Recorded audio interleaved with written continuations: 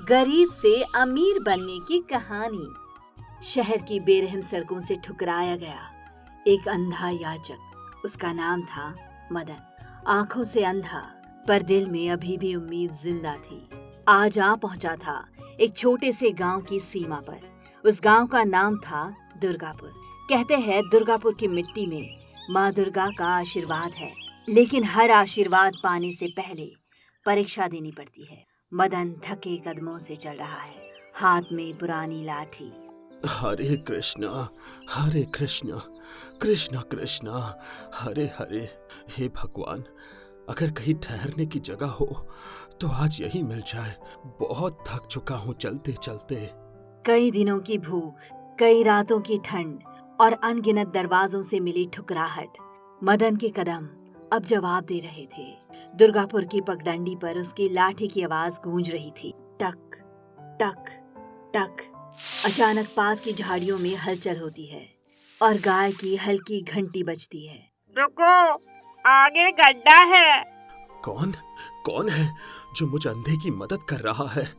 कौन है जो मुझ लाचार बेसहारा, जिसे दुनिया ने मरने के लिए छोड़ दिया है, उसे राह दिखा रहा है? कौन है? मदन हाथ बढ़ाता है। उसकी उंगलियां गाय के माथे से टकराती है। ये तो गाय माता है। हाँ, मैं एक ऐसी गाय हूँ जिसे बूढ़ी समझकर उसके मालिक ने दुर्गापुर की इसी राह पर छोड़ दिया। जब तक दूध दिया तब तक सम्मान मिला, जब कमजोर हुई तो बोझ बन गई। उस शाम दुर्गापुर की धरती पर दो लाचार आत्माएं मिली।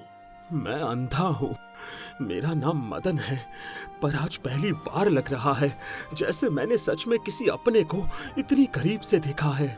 और मैं जानवर हूँ। आज पहली बार लग रहा है कि किसी ने मुझे अपना कहा है। दुर्गापुर की हवा उस रात कुछ अलग थी, जैसे कोई पुरानी शक्ति जाग रही हो। जैसे ये मिलन एक संयोग नहीं, बल्कि किसी बड़े चमत्कार की शुरुआत हो। दुर्गापुर की उस शांत रात में सिर्फ हवा नहीं चल रही थी, किस्मत भी करवट ले रही थी। उस लाचार गाय ने पहली बार अपना सच बताया। मदन, मेरा मालिक मुझे बूढ़ी और बेकार समझकर छोड़ गया। उसे लगा मैं अब किसी काम की नहीं, लेकिन मेरा बछड़ा अभी जिंदा है। कहाँ है वो? किसके पास है? दुर्गापुर के सरपंच सेठ मक्खी चंद की हवेली में। वो इतना कंजूस है कि गरीबों की मजबूरी भी उसके लिए व्यापार है। वो लोगों के खून पसीने की कमाई को खा जाता है। एक गरीब किसान से कर्ज के बदले उसने मेरी मासूम बच्ची गौरी को छीन लिया। मेरी बच्ची आज भी उसकी हवेली में बंद है, अजनबियों के बीच अपनी माँ को पुकारती हुई। माँ का दर्द शब्दों में नहीं उतरता, वो सिर्फ महसूस होता है। दुर्गापुर की हवा भी उस पीड़ा से भारी हो गई थी। एक माँ से उसका बच्चा छीन लिया सिर्फ पैसों के लिए। मैं अंधा जरूर हूँ, पर अन्याय को पहचानता हूँ। चिंता मत करो गाय माता, तुम्हारा बच्चा वापस आएगा, मैं वचन देता हूँ। पर वो बहुत ताकतवर है, तुम अकेले हो, कैसे लड़ोगे उसे? अकेला वो होता है जिसके साथ सच्चाई ना हो। मेरे साथ तुम्हारा आशीर्वाद है गाय माता, और एक माँ की दुआ जब मेरे साथ हो तो मेरी हार तो हो ही नहीं सकती। उस रात दुर्गापुर की मिट्टी ने एक संकल्प सुना।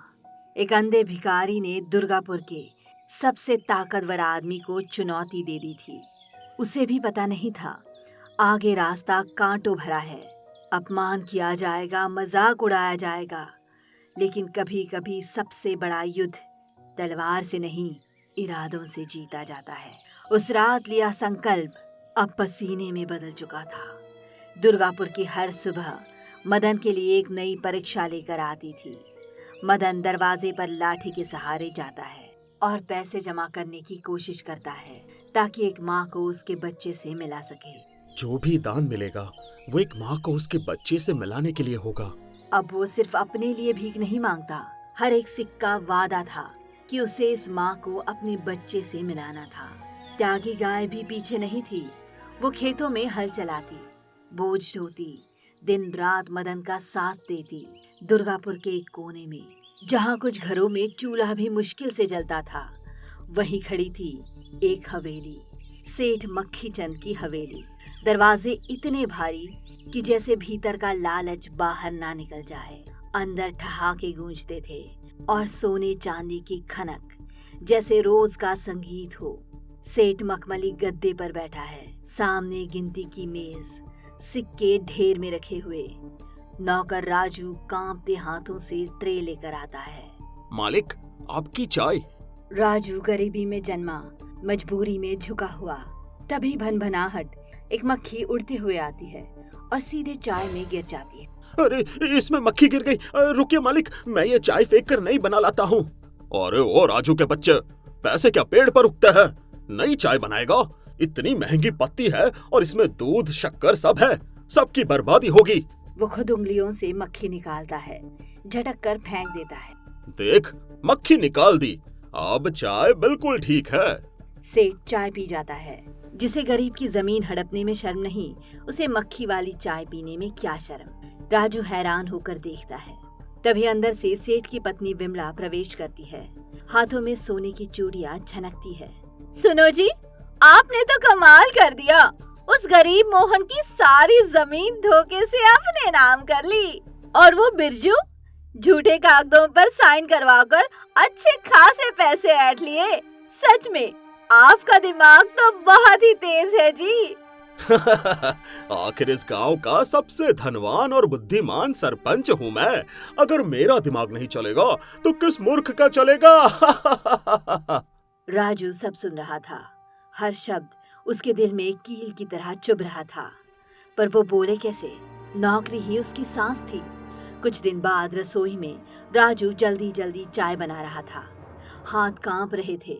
अचानक ट्रे फिसल जाता है, चाय गिर जाती है। उबलती चाय उसके हाथ पर गिरती है। मेरा हाथ जल गया, हे भगवान! अरे, इतना नुकसान कर दिया। आंखें है या बटन? अब ये चाय का नुकसान कौन भरेगा, तू या तेरा बाप? मालिक, मेरा हाथ जल गया। तो क्या फर्क पड़ता है? तुम गरीब लोग तो ऐसे ही बहाने ढूंढते हो। अब इलाज के नाम पर हम अमीरों से पैसे लुटोगे, लेकिन मैं बेवकूफ नहीं हूँ।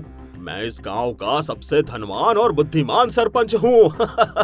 जा, इस चाय के पैसे तेरी तनख्वाह से काट लूंगा, और हाँ, दूसरी चाय लेकर आ। राजू की आंखों में आंसू थे, पर उसके मन में पहली बार सवाल जगा था, क्या यही न्याय है? क्या यही सरपंच है? क्या गांव का सरपंच ऐसे न्याय करता है? उसे नहीं पता था। समय चुप रहता है, पर हिसाब जरूर देता है। कुछ दिन बाद मदन और गाय माता ने मेहनत करके बहुत सारे पैसे जोड़ लिए थे, और वो सेठ की हवेली में आते हैं गाय माता के बच्चे को खरीदने के लिए। सेठ जी, मैं आपका कर्ज चुकाकर वो बछड़ा खरीदना चाहता हूँ। तो एक अंधा भिखारी मुझसे सौदा करने आया है? तेरा दिमाग तो ठिकाने पे है ना? या सुबह सुबह भांग पी ली है? जा यहाँ से। भीड़ भी हंसती है। कीमत है 1,00,000 रुपए। ला सकेगा भिखारी? बड़ा आया, खरीदना चाहता हूँ। जा यहाँ से। सेठ को लगा ये मजाक यहीं खत्म हो जाएगा। 1,00,000 रुपए दुर्गापुर में किसी किसान ने कभी एक साथ नहीं देखे थे, पर जिसने इरादा कर लिया हो उसके लिए रकम बड़ी नहीं होती, हौसला बड़ा होता है। मदन थैली आगे बढ़ाता है। गिन लीजिए, पूरे 1,00,000 हैं। एक पल के लिए सन्नाटा हो जाता है। सिक्कों और नोटों की गिनती पूरी होती है, पैसे पूरे होते हैं। सेठ का चेहरा उतर जाता है। ये कैसे हो सकता है? दुर्गापुर ने पहली बार देखा मेहनत ने लालच को मात दी थी। बछड़ा रस्सी खोल जाता है। वह भागकर अपनी माँ के पास जाता है, जोर से रंभाता है। गाय माता और उनकी बेटी गौरी दोनों खूब रोके एक दूसरे को प्यार करते हैं। माँ और बच्चे को कोई ताकत जुदा नहीं रख सकती। दुर्गापुर की धरती पर आज न्याय की पहली बार जीत हुई थी, लेकिन सेठ मक्खी चंद की आंखों में हार नहीं, बदले की आग जल रही थी। समय बीता, संघर्ष की धूल अब स्थिर हो चुकी थी। जिस नन्ही जान को कभी हवेली की रस्सियों में बांध दिया गया था, वो अब बड़ी होकर दुर्गापुर की शान बन चुकी थी। गौरी अब जवान थी, लेकिन तब तक गौरी की माँ इस दुनिया से जा चुकी थी। वहीं एक तरफ दूध की बाल्टी भरती जा रही है। कहते हैं माँ का आशीर्वाद शरीर से नहीं जाता, वो आत्मा में बस जाता है। गौरी के दूध में वही आशीर्वाद झलकता था, गाढ़ा, शुद्ध, भरपूर। तेरे भीतर तेरी माँ की ताकत है। तेरी माँ नहीं रही, लेकिन मैं वो ताकत महसूस कर सकता हूँ। एक बाल्टी से शुरुआत हुई, फिर 2, फिर 5। धीरे धीरे मदन का दूध दुर्गापुर की पहचान बन गया। मदन ने गाय के दूध की दुकान खोली। मदन, 2 लीटर देना, तुम्हारे दूध जैसा स्वाद कहीं नहीं। और ये कभी मिलावट नहीं करता, इसका दूध भरोसे का है। मदन ने व्यापार को सेवा बना दिया। अनाथ और सतई गायों को भी उसने अपने साथ रखना शुरू किया। उसका आंगन एक डेयरी नहीं, एक आश्रम था। गरीब भिखारी मदन अब दुर्गापुर का सम्मानित दुग्ध व्यापारी बन चुका था। जिसके हाथ कभी फैलते थे, आज वही हाथ रोजगार बांट रहे थे। लेकिन जहाँ सम्मान बढ़ता है, वहाँ किसी के दिल में जलन भी जन्म लेती है। दुर्गापुर के यहाँ एक ओर सेवा बढ़ रही थी, दूसरी ओर ईर्ष्या भी पल रही थी। सेठ मक्खी चंद, जिसने कभी एक माँ से उसका बच्चा छीन लिया था, आज उसी माँ की कृपा से बने साम्राज्य को देखकर जल रहा था। दुर्गापुर में अब लोग मदन का दूध भरोसे से खरीदते थे। जिस हाथ में कभी भीख का कटोरा था, उसी हाथ में अब रोजगार बांटा जा रहा था।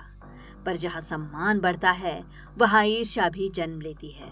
वही हवेली के अंदर, मैंने इस गांव पर सालों राज किया है और आज लोग उस अंधे भिखारी की जय जयकार कर रहे हैं। अगर अभी कुछ नहीं किया गया तो कल पंचायत की कुर्सी भी हाथ से चली जाएगी। सेठ जी, सुना है उस गरीब भिखारी मदन ने तो चमत्कार कर दिया। उसकी दुकान के बाहर तो इतनी भीड़ रहती है ना कि क्या बताऊं। भगवान सबके साथ न्याय करता है, अच्छा है। तू मेरा नौकर है या उस अंधे भिखारी का? एक अंधा भिखारी मुझसे ऊपर, ये मैं बर्दाश्त नहीं करूंगा। कुछ तो करना पड़ेगा। लालच जब डर में बदल जाता है तो इंसान सही गलत का फर्क भूल जाता है। रात, हवेली का पिछला हिस्सा, अग्निकुंड जल रहा है। धुएं के बीच प्रवेश करते हैं आचार्य काल भैरवनाथ। जिसकी तरक्की रोकनी हो, उसके भाग्य पर प्रहार करो। उसकी जड़ है वो गाय, वही उसका चमत्कार है। तांत्रिक जी, अब आप ही कुछ कीजिए। मैं उस अंधे भिखारी को जीतने नहीं दूंगा। चिंता मत करो। हे काली शक्तियों, राक्षस बनकर प्रकट हो, हरी घास का रूप धर और उसके प्राण हर ले। अग्नि से धुएं का गुब्बार उठता है, एक छाया आकार लेती है। जैसा आदेश। सुबह, गौशाला। गौरी शांत खड़ी है। अचानक उसके सामने ताजी चमकती हरी घास उग जाती है। लेकिन दिव्य आत्माएं धोखा नहीं खाती। गौरी घास सूंघती है, उसकी आंखों से सुनहरा प्रकाश चमकता है। तू जीवन नहीं, मृत्यु है। घास कांपती है और राक्षस अपने असली रूप में प्रकट होता है। धरती कांपती है, आकाश में बिजली चमकती है। वर्षों पहले एक त्यागी माँ गाय ने मदन की रक्षा करते हुए अपने प्राण त्याग दिए थे, पर उसने जाते जाते वचन दिया था, जब भी अधर्म बढ़ेगा मैं लौटूंगी।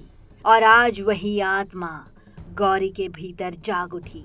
मैं वही हूँ जिसने प्रेम के लिए प्राण त्याग दिए और वचन निभाने लौट आई हूँ। गौरी के शरीर से प्रकाश फूट पड़ता है। मैं अंधकार हूँ और मैं माँ का आशीर्वाद हूँ। प्रकाश और काली आग की टक्कर होती है। गौरी सींगों से प्रहार करती है। राक्षस पीछे हट जाता है। ये सिर्फ युद्ध नहीं था, ये अधर्म और ममता की टक्कर थी। अंतिम प्रहार के साथ राक्षस एक काले कुत्ते में बदल जाता है। वो डरकर भाग जाता है, सीधे तांत्रिक के पास। मैंने तुझे आदेश दिया था, तो क्यों हार गया? पर जो शक्तियां न्याय से उठती है, वो अंत में उसी को नष्ट कर देती है। काला कुत्ता उस पर झपटता है, अग्नि भड़कती है। तांत्रिक अपनी काली ऊर्जा में फंस जाता है। नहीं, यह संभव नहीं।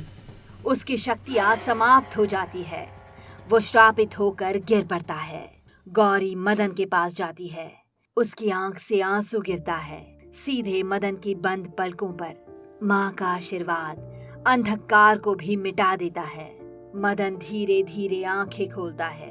पहली बार रोशनी। ये रंग, ये आकाश, मैं देख पा रहा हूँ। माँ, तू सच में लौट आई। जिसने हमारे लिए लड़ाई लड़ी वही सरपंच बनेगा, जिसने सेवा की वही नेतृत्व करेगा।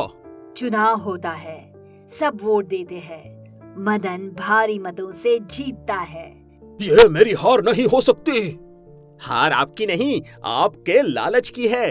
सेठ और विमला के अत्याचारों का प्रमाण सामने आते हैं। उन्हें दंड मिलता है। दुर्गापुर ने उसी दिन सीखा, गरीबी कमजोरी नहीं होती, कमजोर होता है लालच।